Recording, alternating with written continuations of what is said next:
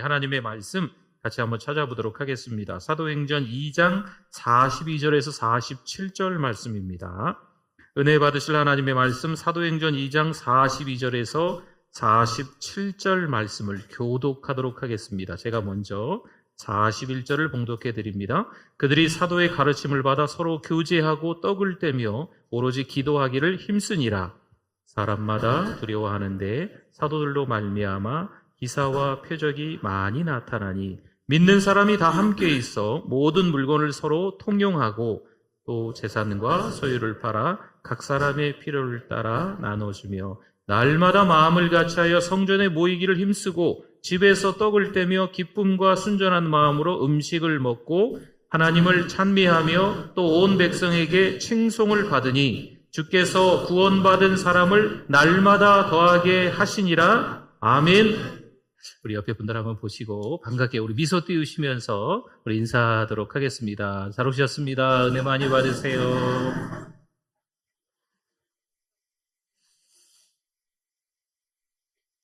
교회를 찾아오시는 여러 가지 이유가 있으신 것 같아요.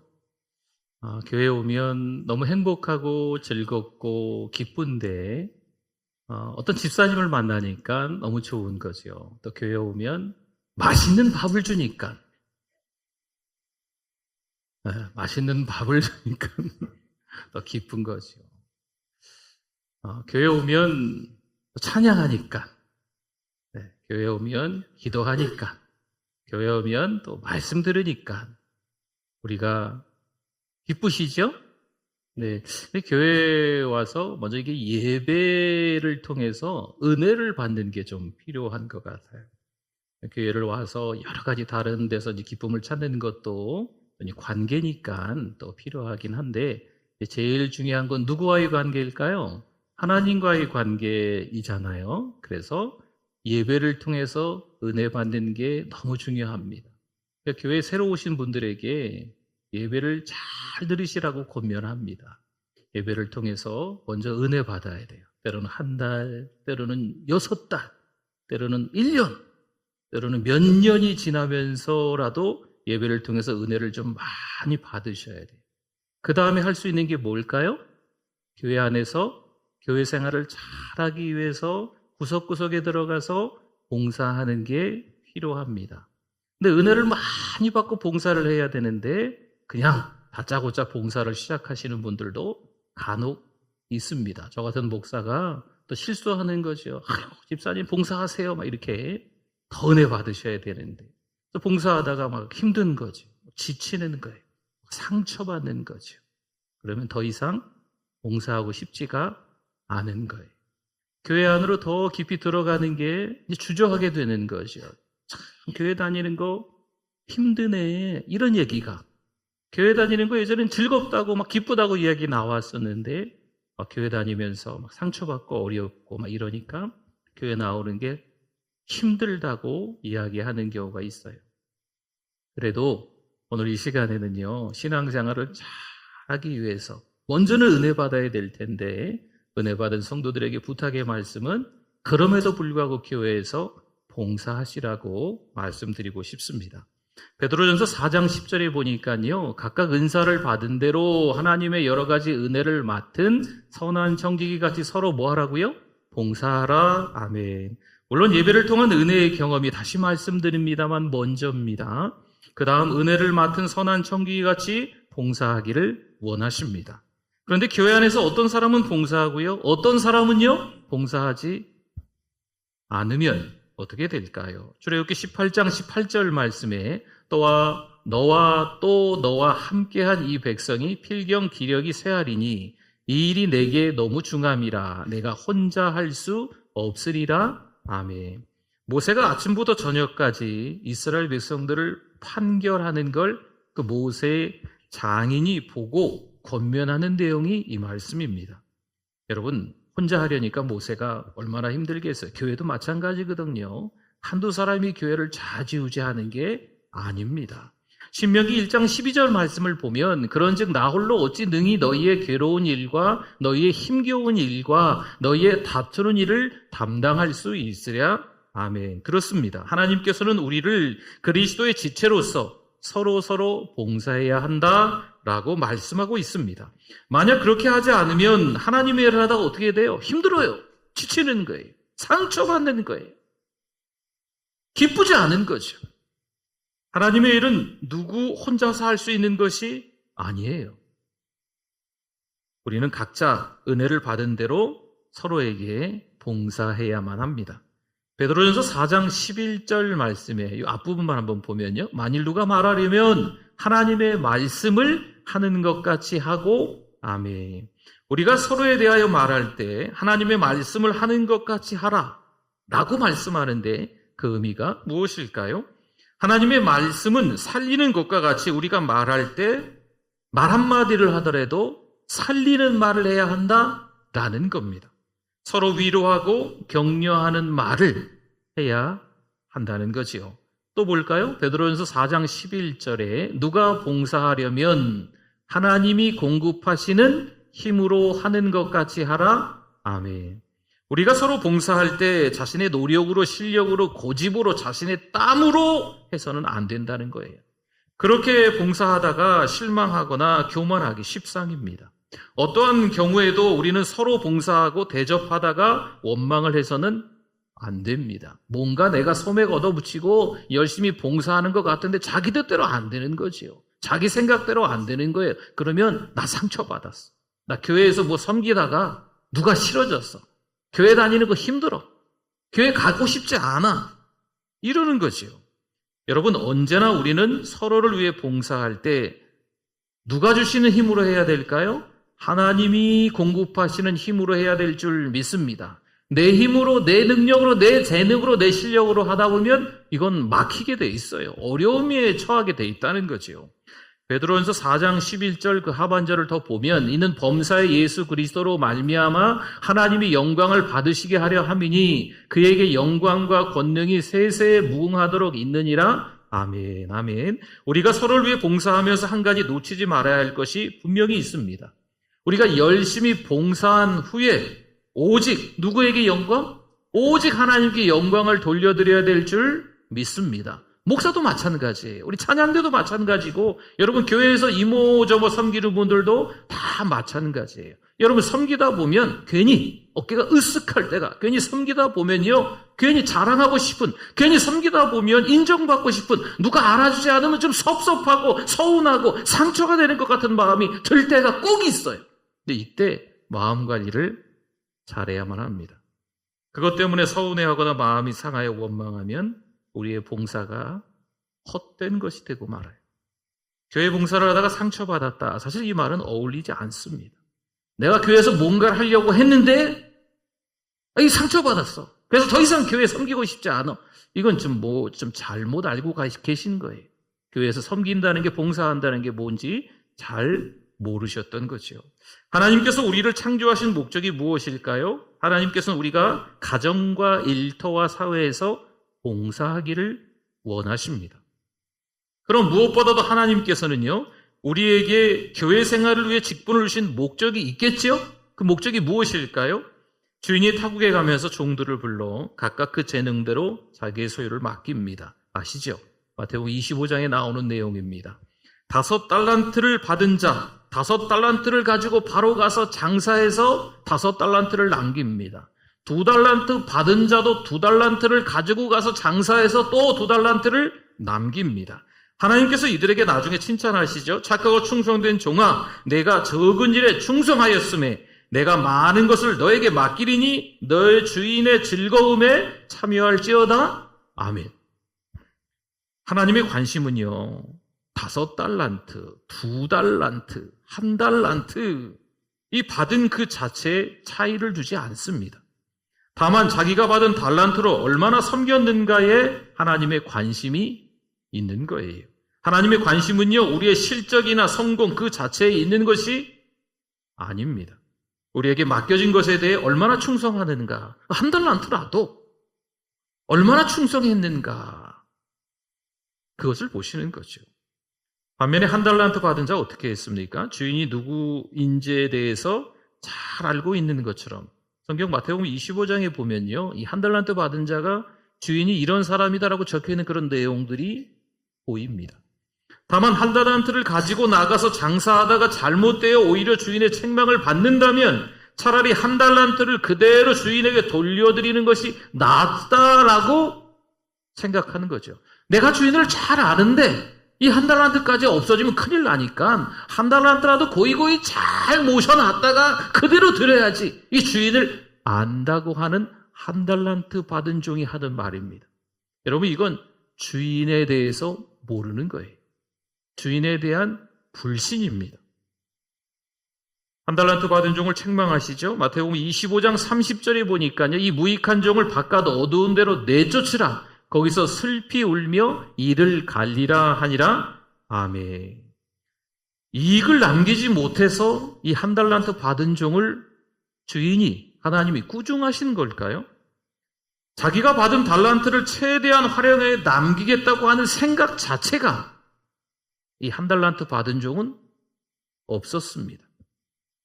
결국 손해볼 일은 안 하겠다는 거죠. 자신의 달란트를 잘 활용하지 못하면 여러분 이렇게 돼요.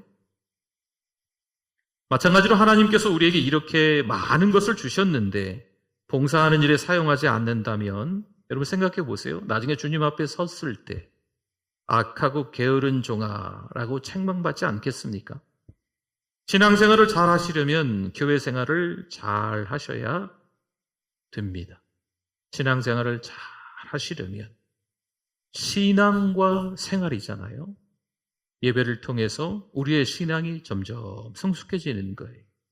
또한 은혜 받은 다음에 교회에서 이것저것 섬기면서 여러 가지 상황들, 곤란한 일들도 겪으면서 그 시간들을 통하여서 우리의 믿음이 더 다져지는 거죠. 그래서 이 교회 생활이 그래서 즐겁고 행복하고 기쁘는 거거든요. 여러분, 기회가 주어지는 대로 교회에서 봉사하실 수 있기를 권면합니다. 또한 신앙생활을 잘하기 위해서 뭘 또 해야 될까요? 오늘 본문으로 들어가 보면 이런 말씀이 나와요. 42절 말씀에 그들이 사도의 가르침을 받아 서로 교제하고 떡을 떼며 오로지 기도하기를 힘쓰니라. 아멘. 흔히 사람들은요, 성령 충만한데 뭘 그렇게 새삼스럽게 또 배워? 교회에서 이제 직분을 좀 받았는데 뭘 훈련을 받고 뭘 배워? 이렇게 생각하는 분들이 너무 많으세요. 내가 신앙생활을 오래오래 했으니까, 내가 누구보다도 믿음 좋으니까 이제 다 졸업해야 돼. 교회에서 무슨 양육, 훈련, 뭐 참여하세요? 참여 안 하시는 거예요. 교회에서 열심히 섬기다가 어떤 직분을 받게 되고 난 이후에 그 다음에 잘 보이지 않으세요. 여러분, 하나님이 주신 직분을 가지고 그 달란트를 가지고 섬겨야 되는데, 또 섬기기 위해서는 잘 배워야 되는데 가르치기만 하려고 하고 봉사하기만 하려고 하고 때로는 배우려고 하지 않는 모습이 보입니다. 안타깝지요. 성령 충만한 것 같은데 배우려 하지 않습니다. 신앙생활을 잘한 것처럼 보이는데 교회 어떤 훈련에 참여하지 않습니다. 주관적 체험에 만족하는 대부분의 사람은요, 놀라지 마십시오. 대개의 경우 성경을 읽지 않습니다. 내가 체험한 은혜가 크다고 생각하니까 성경을 들여다볼 일이 없는 거죠. 그러나 성도 여러분, 어떤 놀라운 종교적 체험을 했더라도 내가 받은 그 체험을 성경 공부를 통해서 다시 정화하지 않으면 그 체험은 바로 설 수가 없어요. 여러분, 안타깝지만 이 간증하며 다니시는 분들이 있어요. 정말 은혜로운 간증을 하시는 분들이 대부분이지요. 근데 어떤 분들은요, 이전에 간증했던 그 내용을 가지고 또 간증할 때 보면 이 간증이 부풀려져 있어요. 처음에 간증했던 내용하고는 좀 달라졌어요. 딴 얘기들이 더 막 부풀려져 있다는 거죠. 어떤 체험을 했든지 성경에 비추어 비판해 보기 전에는 바로 말해서는 안 됩니다. 물론 본인에게도 득이 되지 않고요, 은혜가 되지 않습니다. 여러분, 신령한 체험을 하면 할수록 성경을 깊이 더 공부해야 합니다. 초대교회를 생각해 보십시오. 성령 충만한 교회입니다. 그런데도 사도의 가르침을 받아 열심히 성경 공부를 했습니다. 여러분, 사실 그때 당시에 사도들을 한번 떠올려 보시면 어찌 보면 잘 배우지 못했던 분들이 많이 계셨어요. 하다못해 어부 출신도 있었지 않겠습니까? 사도들에게 이제는 배울 것이 없다라고 생각할 수도 있겠죠. 그런데 그렇지 않았어요. 성령을 받았으면서도 여전히 모여서 더욱 열심히 성경 공부를 하고 있습니다. 성도 여러분, 건강한 사람은요, 입맛이 좋습니다. 그리고 소화를 잘 시킵니다. 건강한 사람은 먹어도 자꾸 또 먹어요. 또 뭐 먹고 싶대요.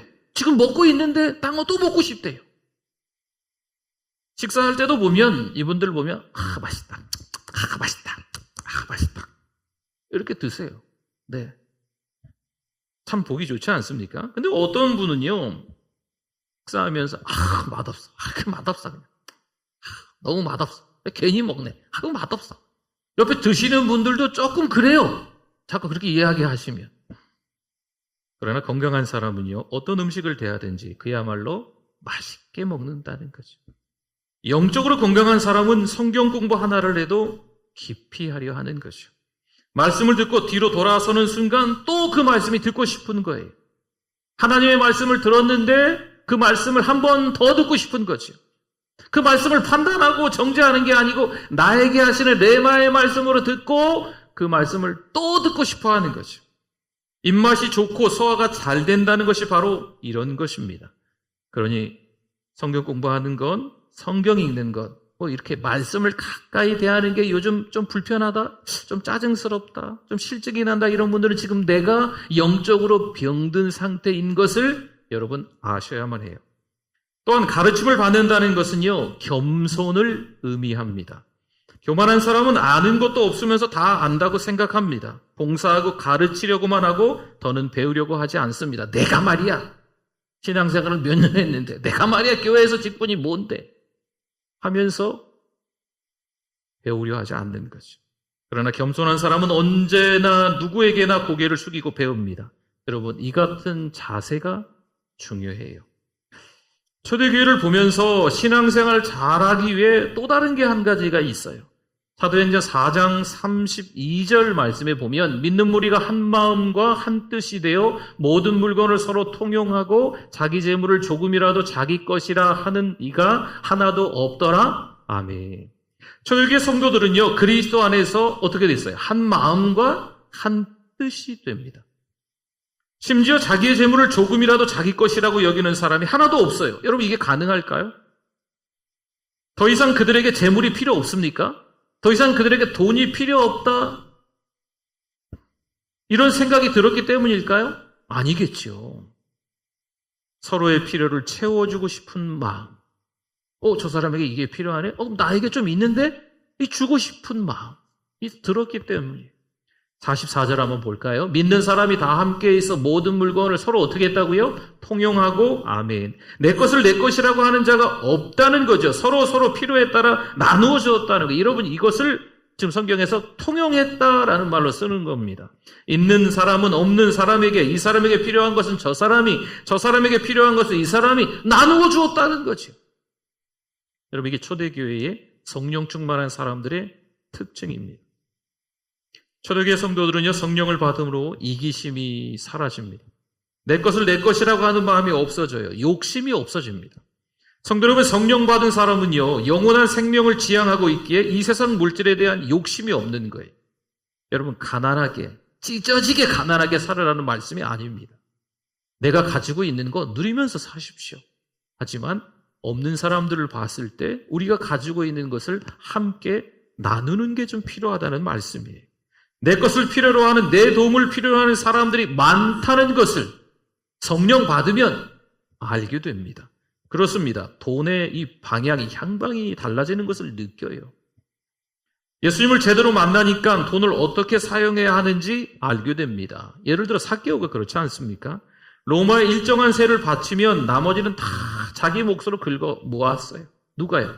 세리장인 삭개오가 말이죠. 근데 그가 예수님을 만나게 됩니다. 어떤 일이 벌어졌을까요? 누가복음 19장 8절 말씀에 보니 삭개오가 서서 주께 여짜오되 주여 보시옵소서, 내 소유의 어느 정도요? 절반을 가난한 자들에게 주겠사오며 만일 누구의 것을 속여 빼앗을 일이 있으면 내 갑절이나 갚겠나이다. 아멘. 성도 여러분, 바로 이것이 초대교회의 물질관의 변화입니다. 나만 다 긁어 모아서 나만 배부르면, 나만 부자면 되겠지라고 하는 게 아니고 예수 그리스도를 믿어보니까 이 땅의 것으로 끝나는 게 아니고 저 하늘나라 천국이 있다는 것을 아니까 이 땅의 것을 가지고 끝까지 죽을 때까지 다 쌓아주고 못 가는 거죠. 그렇기 때문에 물론 많이 있으면 내가 누리면서 살 수 있지만 없는 사람들을 위해서 베풀면서 살아야 된다라는 거죠. 45절 한번 볼까요? 또 재산과 소유를 팔아 각 사람의 필요를 따라 어떻게 줬다고요? 나눠주며 아멘. 지금까지는 움켜쥐고 쌓아놓았습니다. 다 내 거, 이것도 내 거, 이것도 내 거. 놀부심. 네 것도 내 거, 내 것도 내 거. 다 내 거. 그러나 이제는 흘려보내는 거죠. 나눠주는 거죠. 예수를 믿으면 내게 내 거가 아닙니다. 누구 걸까요? 그렇죠. 그게 달라집니다. 내게 내 거가 아니에요. 하나님이 주셔서 지금 내 거로 잠시 내가 쓰는 거예요. 우리 청직이잖아요. 하나님의 주권을 인정하는 삶이 돼야 됩니다. 다 하나님의 거거든요.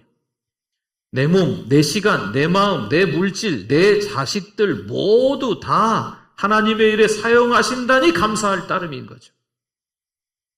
46절 한번 보겠습니다. 날마다 마음을 같이하여 성전에 모이기를 힘쓰고 어디에서요? 집에서 집집마다 떡을 떼며 기쁨과 순전한 마음으로 음식을 먹고 아멘.